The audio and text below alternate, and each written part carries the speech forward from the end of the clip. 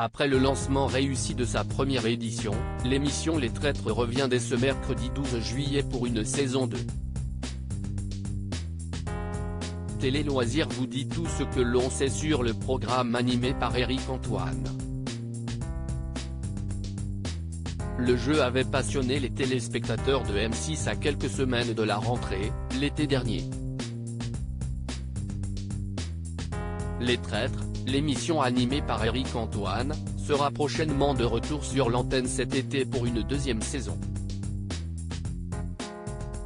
La première avait été un joli succès avec 2,1 millions de fidèles sur les 3 semaines de diffusion, pour une part d'audience totale de 12,8% sur l'ensemble du public.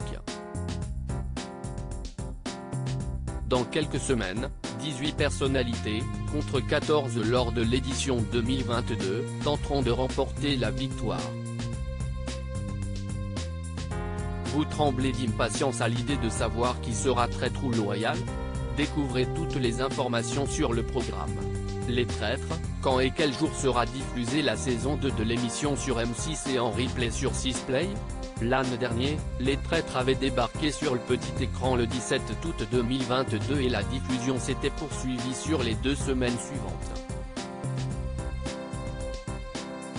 Cette année, la date de diffusion des Traîtres saison 2 est prévue dès le mercredi 12 juillet à 21h10.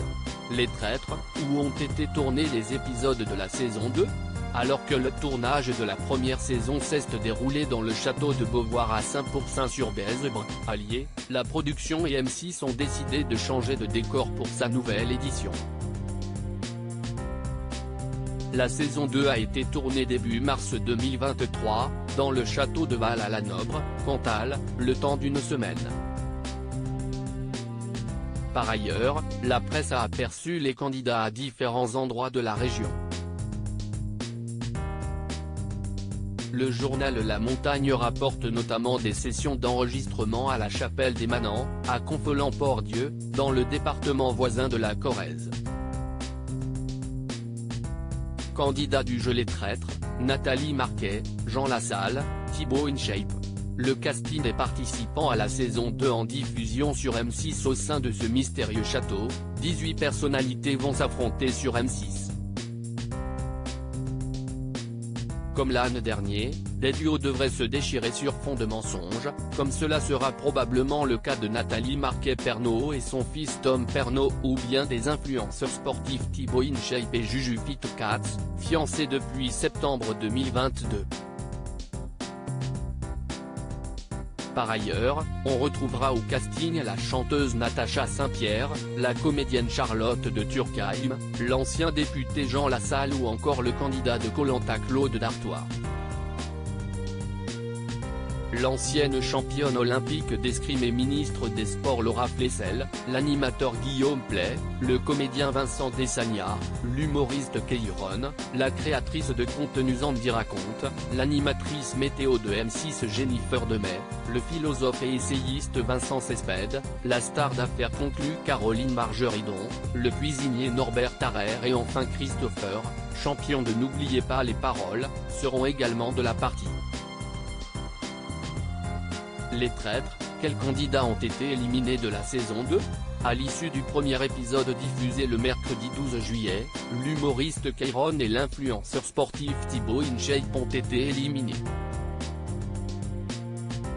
Une semaine plus tard, le mercredi 19 juillet, au tour de Claude Dartois, Koh-Lanta, Christopher, N'oubliez pas les paroles, et Natacha Saint-Pierre de plier bagages.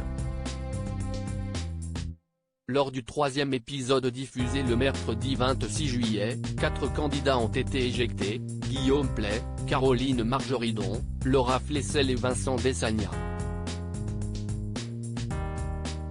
Qui est le gagnant de la saison 1 des Traîtres sur M6 ?